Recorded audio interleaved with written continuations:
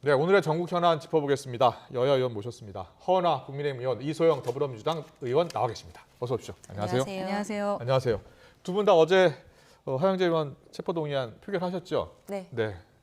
그런데 오늘 정의당 이정미 대표가 반대가 99명 나왔다면서 불체포 특권 포기해야 된다라고 약속했는데 너무 많이 나온 것 아니냐라는 비판을 하시더라고요. 네. 자, 99명 반대표 나왔고 이번에 이제 가결은 됐습니다. 네. 어떻게 보셨어요?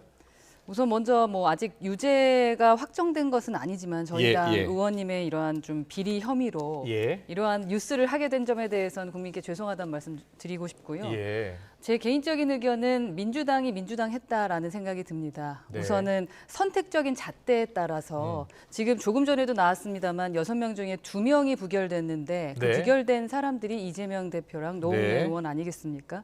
왜 그렇게 했을까라는 생각을 안 할 수가 없을 것 같고요. 예. 이번에도 또한 여당은 자범이고 또 야당은 탄압이다라고 말씀하시면서 그 잣대를 도대체 어디에 맞춰서 이렇게 말씀하시는 건지 네. 지금 기사로 봤을 때는 한 60여 분께서 민주당에서 예. 가결을 했을 것 같다라고 추측을 하는데요. 이제 용기 있게 좀 투표하실 필요가 다음에 이러한 일이 벌어진 다음에 이재명 네. 대표에 대한 투표를 좀 하셔야 될 것 같고 예. 한 가지 좀 요청한다면 네. 반성을 할 땐 좀 반성을 하셨으면 좋겠다라는 생각이 듭니다. 알겠습니다.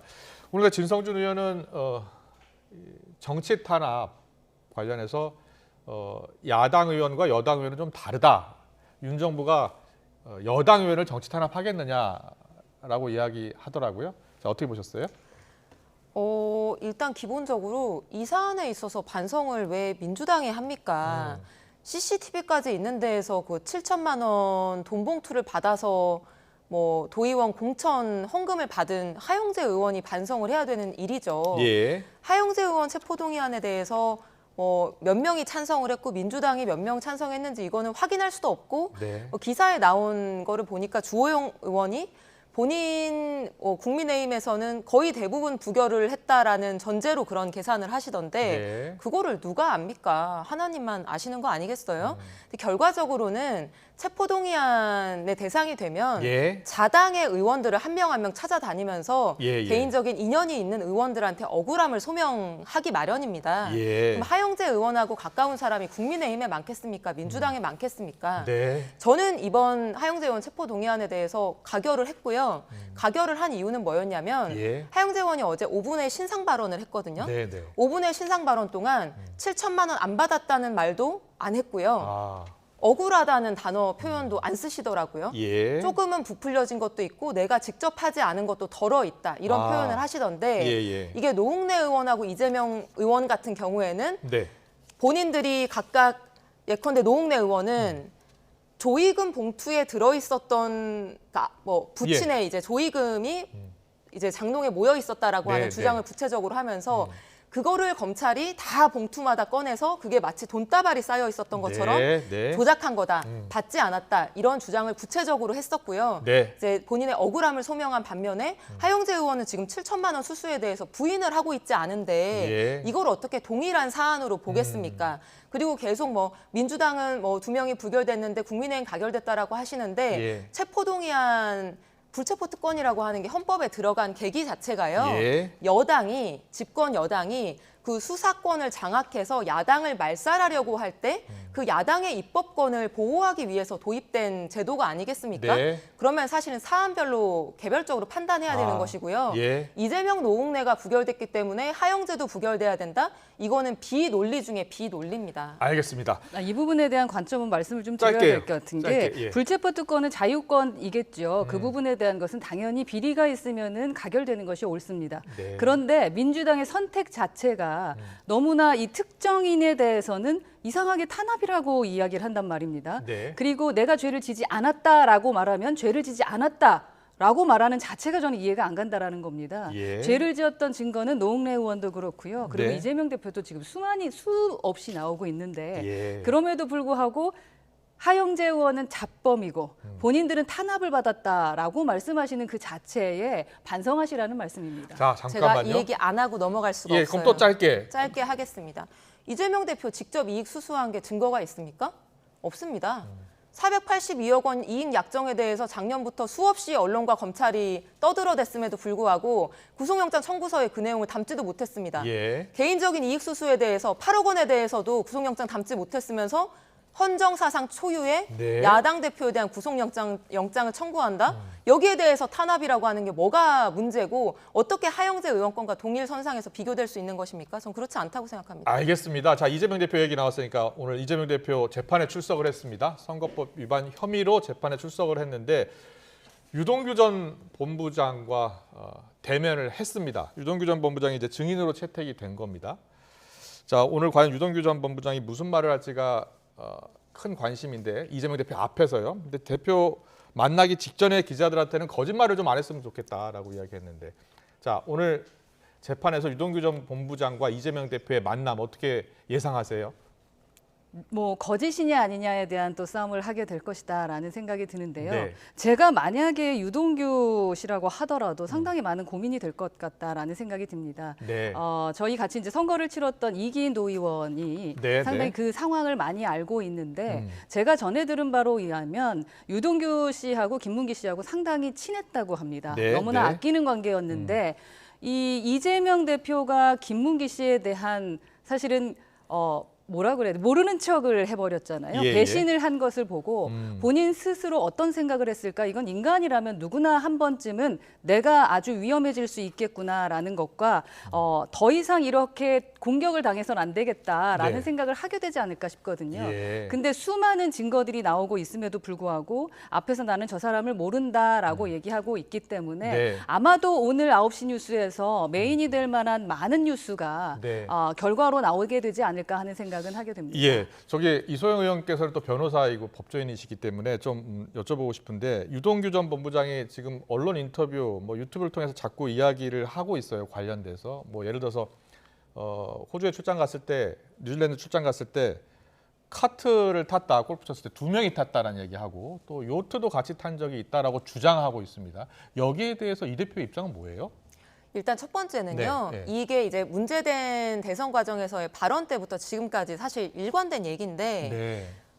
그 고인을 예. 만난 적이 없다라는 진술은 한 적이 없고요. 예, 예. 시장 재직 당시에는 하위 직원이어서 몰랐다라고 하는 표현이 지금 선거법상 문제가 되는 것이고 예. 거기에 첨언에서 뭐라고 했냐면 도지사가 되고 나서 대장동과 관련된 공직선거법 재판을 받으면서는 네. 그 이제 고인께서 대장동 사건에 대한 가장 잘 아는 사람이기 때문에 도움을 많이 받았다. 이제 예. 이 내용까지가 뒤에 붙어 있는 것이거든요. 나중에 알았다. 그러니까 만난 적은 있을 수 있는데 만난 적은 있을 수 있다. 아는 사이라고 스스로 이제 평가하지는 않았던 거죠. 예를 들면 저도 국회에 300명의 동료 의원들이 계시지만 다들 아마 뭐 얼굴은 지나가면서 여러 번 마주치지 않았겠습니까? 네. 그럼에도 불구하고 국민의힘 의원들 같은 경우에는 제가 얼굴하고 이름을 매치시키지 못하는 분들이 굉장히 많거든요. 예, 그러면 예. 하영재 의원 아는 사이냐 하면 저는 모르는 사이라고 아마 얘기를 할 거예요. 아, 그래서 예. 그런 이 만난 적은 있지만 어떤 개인적인 교류는 하지 않았던 이 관계를 네. 모른다라고 평가한 것이 옳은 평가냐 아니면 법적으로 문제되는 평가냐 네. 이게 핵심인 것 같고요. 예. 저는 우리나라 정치권과 언론이 지금 유동규 씨 입만 따라다니고 있거든요. 네. 근데 유동규 씨 말을 정말로 믿을 수 있나요? 저는 이분이 뭐 믿을 만한 사람이냐 개인 인격에 대한 얘기를 하는 것이 아니고요. 네. 우리가 스피커의 신뢰성이라는 걸 얘기할 때는 보통 두 가지를 봅니다. 첫 번째는 이 사람이 진실을 말하기 어려운 상황에 놓여 있느냐 또는 거짓을 말할 동기가 있느냐 이 두 가지를 가지고 법정에서요, 이 호주 뉴질랜드 출장에서 카트 2명이 탔다, 요트를 함께 탔다라고 이야기를 진술을 한다면, 법정에 진술한다면 그건 위증이 되는 건가요? 그게 사실이 아니라면 위증이 되는 것이죠. 예, 근데 예. 저는 요트나 카트를 같이 탔다는 게 사실이라고 하더라도 예. 그것이 바로 이재명 대표의 허위 사실로 이어지는 건 아니라고 생각합니다. 예. 왜냐하면 어떤 공간에 같이 있었다고 하더라도 그 이후에 그 관계가 계속 지속되거나 네. 이 사람이 누구고 어떤 일을 하고 있고 교류하고 있는 관계가 아니라고 예. 한다면은 수년이 지나서는 알지 못하는 관계라고 평가할 수도 있는 것이거든요. 근데 제가 말씀드리고 싶은 거는 유동규 씨라고 하는 분이 지금 4개의 쪼개기 기소를 당하고 있는 사람이거든요. 구속기소 처음에 특가법 배임으로 구속기소됐고요. 그다음에 증거인멸 네. 교사 혐의로 추가로 구속됐고요. 그다음에 그 구속기간 만료로 석방이 되고 나서는 검찰이 선처를 해줍니다. 선처가 뭐냐면 부패방지법 위반으로 기소를 하면서 불구속 기소를 했거든요. 근데 지금도 이분이 8억 원의 불법 정치자금 문제로 계속 수사를 받고 있는데 우리가 유동규 전 본부장 이야기 너무 많이 하면 다음 이슈를 또 못 다룰 것 같아서 여기에서 검찰의 큰 대여를 낚는 수사에 협조하는 대신에 예컨대 구속 기소라도 막아보자, 구속이라도 2, 3년간 피해보자라고 하는 어떤 허위 사실 증언에 동기가 충분히 있을 수 있는 분이라고 생각합니다. 짧게, 제발 제 개인적으로 민주당에게 저희가 이재명 방탄을 그만해라라는 이 말 자체를 좀 안 하게 해주셨으면 좋겠습니다. 입법 기관으로서 야당의 의원께서 이재명 대표를 방탄하기 위해서 유동규라는 한 메신저를 이렇게까지 밟을 필요가 있나라는 생각이 들고요. 그건 좀 과하다라는 생각이고 요트 위에서 뭐 만났다 한 두세 번 만나서 모를 수도 있죠. 근데 여러 번 만났던 증거가 있고 오늘도 사진으로서 저희가 증거를 보내드렸습니다. 그럼에도 불구하고 아니다라고만 하면서 방탄을 하고 이제는 유동규라는 사람을 믿을 수 있느냐라고 메신저까지 공격하는 것은 좀 과하다라고 말씀드립니다. 두 분 입장을 충분히 이제 들었으니까요. 다음 이슈 넘어갈게요. 윤석열 대통령 지지율 이야기 해보겠습니다. 윤 대통령 지지율 오늘 갤럽 조사에서요. 4%포인트 떨어진 결과가 나왔습니다. 34%였는데 30%로 떨어졌습니다. 이게 작년 11월 이후 최저치로 떨어진 거라고 합니다. 외교 관계가 영향을 미쳤을 가능성이 큰 것으로 보이는데 자, 어떻게 보세요? 우선 여론조사는 추이라는 게 상당히 중요한데 지금 추이가 계속 지속적으로 하락되고 있는 부분은 저희에게 빨간불이 켜진 것 같다라는 생각은 듭니다. 그리고 특히 제가 분석했을 때 보면은 10대하고 20대가 긍정이 13%고 40대가 17%입니다. 사실 40대보다 10대, 20대가 훨씬 더 저희에겐 긍정적인 표가 많았는데 지금 많이 떨어진 이유가 뭘까라고 생각했을 때 조금 전에 분석하셨던 것처럼 이번에 한일 외교에 대한 부분에 대해서 사실 외교라는 것은 국익을 생각하며 자존심과 자부심도 느끼게 돼야 되는 부분이 있는데 그 점에서 우리가 일본과의 관계에서 좀 놓치고 있는 것이 아닌가라는 생각이 좀 드는 부분이 있고요. 그리고 또 청년층 20대, 30대가 이렇게 하락하고 있는 것은 저희가 뭐 69시간 얘기뿐만 아니라 여러 가지 그 정책적 접근에 있어서 뭔가 풀어야 될 숙제가 많지 않나 하는 생각은 듭니다. 네. 자, 이소영 의원님. 그 지지율 추이를 잠깐 한 번만 더 보여주실래요? 이게 사실은 강제 동원 피해자 보상법이 나온 게 한 3주 됐잖아요. 그때 보면 지지율이 좀 33, 33 이렇게 유지를 하다가 최근에 지금 한 4%포인트가 빠진 거예요. 34, 33, 34였거든요. 자, 최근에 이렇게 급락한 배경은 어디 있다고 보세요? 저는 이걸 자세하게 뜯어보니까요.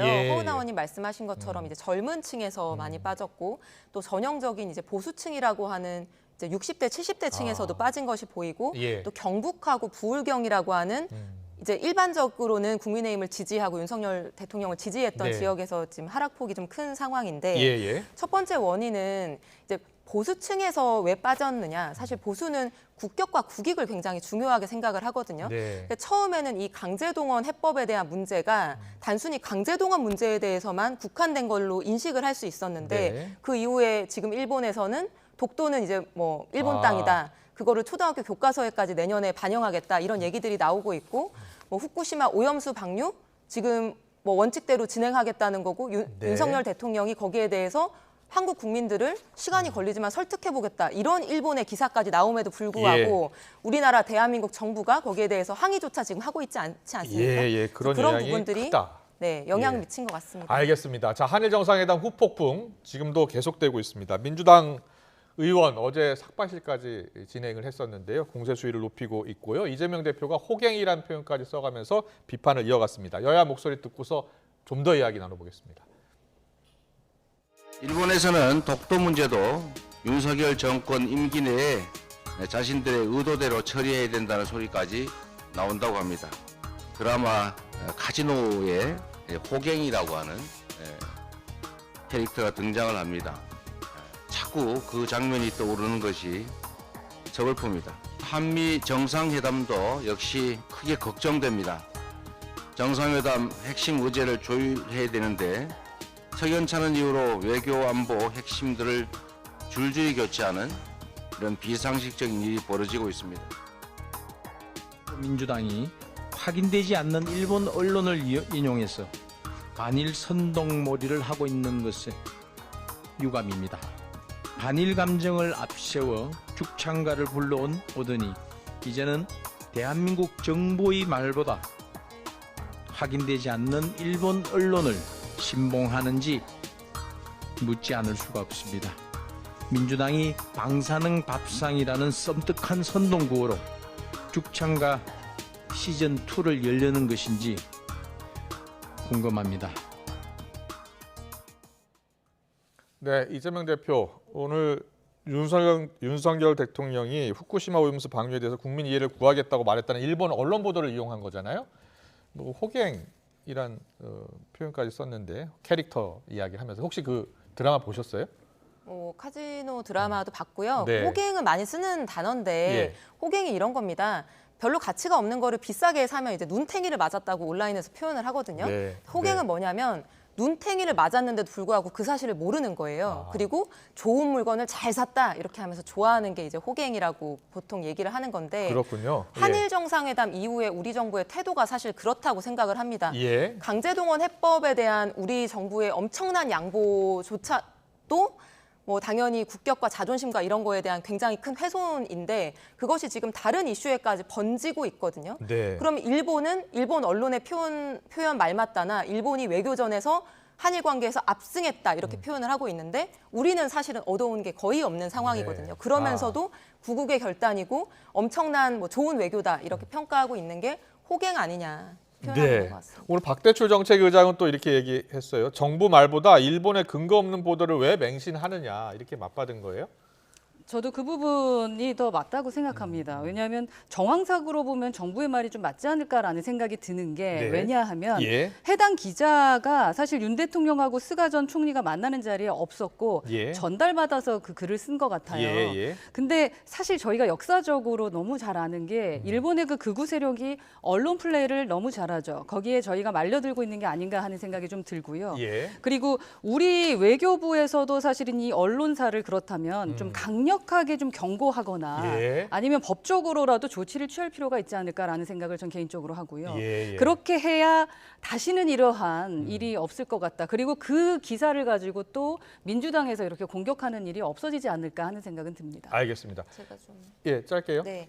일단은 이게 허위 사실이라고 하면은 우리나라 주일 대사관이 정정보도 청구를 해야 되는 문제고요. 예. 두 번째는 지금 딴 얘기를 하면서 변명을 하고 있는데 일본 언론에는 후쿠시마 오염수를 바다에 방류하는 문제와 관련해서 국민 이해를 구하겠다. 이게 이제 윤석열 대통령의 워딩이다. 이렇게 네. 나왔는데 대통령실은 뭐라고 얘기하고 있냐면 오염수 방류 얘기는 하지 않고요. 예. 후쿠시마 수산물 들어올 일 없을 것이다. 이런 얘기를 하고 있거든요. 예. 오염수 방류에 대해서 정확히 어떤 입장인지는 지금 해명을 하지 않고 있는 거예요. 저는 이런 것이 석연치 않다고 생각을 하고 예. 명확하게 좀 입장을 표명할 필요가 있습니다. 그러한 문제가 있다면 지금 말씀하셨던 대로 해명을 하라라고 얘기를 하는 거지 반일 선동하고 뭔가 이렇게 선동하면서 갈 필요는 없다라는 말씀입니다. 해명을 알겠습니다. 했으면 좋겠습니다. 예. 좀 더 정확한 해명이 필요하다는 말씀 해주신 것 같아요. 네. 알겠습니다. 그리고 이재명 대표가 외교 라인 줄교체에 대해서도 비판의 목소리를 냈어요. 근데 이 외교 라인 교체 배경 중에 하나가 한미 가수의 협연 관련해서 공문을 누락했다라는 것도 이유 중에 하나가 될 것이다라고 했는데 오늘 대통령실은 블랙핑크하고 레이디 가가죠. 그 가수 협연 내용에 협연이 없다 이렇게 발표를 했더라고요. 네, 저도 기사로 봤습니다. 예. 뭐 그러면은 39억 정도 든다고 하는데 네. 그걸 저희가 비용 처리하면서까지 그 공연을 볼 필요는 없다고 생각합니다. 국빈 방문리가 미국에서 다 비용 처리하는 네, 거 아니에요? 미국에서 뭐 해야 되는 부분인데 네. 언론에 의하면은 뭐 우리나라에 요청했다. 그래서 뭐 안보실장이 보고하지 않았다라고 하는데 사실은 보고하지 않았다라는 것도 사실이 아니다라고 이야기하고 있는 것 같고요. 네. 그 안에 속사정은 사실 정권이 바뀌어봐야 자, 정확한 그럼 말을 할 수 있을 허은하 것 같아요. 의원께서는 네. 이번에 외교 라인 특히 방미를 한 달도 남겨놓지 않고 방미 라인이 교체된 거잖아요. 그것도 외교안보 사령탑이라고 할 수 있는 국가안보실장이 교체가 됐잖아요. 그 배경, 진짜 배경은 어디에 있다고 보세요? 글쎄요, 그 진짜 배경을 알기까지는 정권이 바뀌어봐야 알 수 그렇습니까? 있다라고 생각하고요. 예. 다만 국민들을 좀 불안하게 할 수는 있다라고 생각합니다. 네. 그렇기 때문에 예. 더욱 더 소통하고 왜 이렇게 됐는지에 대한 걸 설명해 주셔야 될 것 같고 네. 그나마 다행인 것은 조태용 전 미 대사관께서 주미대사요, 워낙에 예. 주미대사였던 분이 예. 워낙에 저희 비례대표이기도 하셨고요. 워낙에 이쪽의 전문가고 주미대사였으니까 4월 행사에도 분명히 네. 큰 역할을 할 수 있지 않을까 하는 생각이 들어서 예. 그나마 다행입니다만 그럼에도 불구하고 국민들이 궁금해하게 해서는 안 된다라고 생각합니다. 예. 국민을 궁금해하게 해서는 안 된다. 자, 이소영 의원님, 이번에 외교라인 갑작스러운 교체 어떻게 보셨어요? 일단 블랙핑크 보고를 안 해가지고 외교안보실장이 교체됐다고 하는 거는 말도 안 되는 추측인 것 사실이 같고요. 아닙니다. 네, 네. 뭐 신호등 고장났다고 행정안전부 장관 경질하는 거랑 똑같은 거 아니겠습니까? 예, 예. 그건 이제 맞지 않고 오히려 저는 설득력 있는 추측은 네. 지금까지 뭐 한일 관계 포함해가지고 매파와 비둘기파가 아. 있었다는 거 아니겠습니까? 예, 예. 김태유 국가안보실 1차장이 매파에 해당하는 강경파였고 예. 김성환 국가안보실장이 이제 온건파 좀 이제 뭐 아. 여러 가지를 고려해서 천천히 나가자라고 하는 입장이었는데 이 김태유 1차장이 아주 유명한 친윤이고요. 네. 뭐 같은 아크로비스타 주민이기도 하고 그렇습니까? 뭐 부친이 뭐 예. 대검 중수부장 예. 출신이시고 예. 그래서 이런 반목들의 과정에서 지금 세 분이 연달아서 엘리트 외교관 출신들의 외교 라인이 경질된 것이다라고 하는 김성환 실장은 초등학교 동기 동창 50년직이라고 친하게 지낸다고 하던데. 그래서 이제 그게 많은 분들의 의혹이더라고요. 예, 그래서 예. 도대체 뭐 얼마나 이제 김태효 1차장이 예. 친윤인 것이냐 뭐 이런 얘기를 하던데요. 네. 근데 그런 데에서 원인을 찾아야 되지 블랙핑크 얘기를 할 건 아닌 것 같습니다. 알겠습니다. 1년 전에 여당하셨던 분이신데 네. 주변에 돌아다니는 그 설왕설래 얘기를 가지고 막 추측성 말씀하시는 건 좀 위험해 예, 보입니다. 알겠습니다. 일단 두 분의 공통된 점은 뭐냐면 국민이 납득할 수 있는 좀 구체적인 설명은 필요하다라는 의견이 모아졌습니다. 여기까지 듣겠습니다. 허은하 국민의힘 의원, 이소영 민주당 의원과 함께 정치권 이슈 짚어봤습니다. 잘 들었습니다. 감사합니다. 감사합니다. 고맙습니다.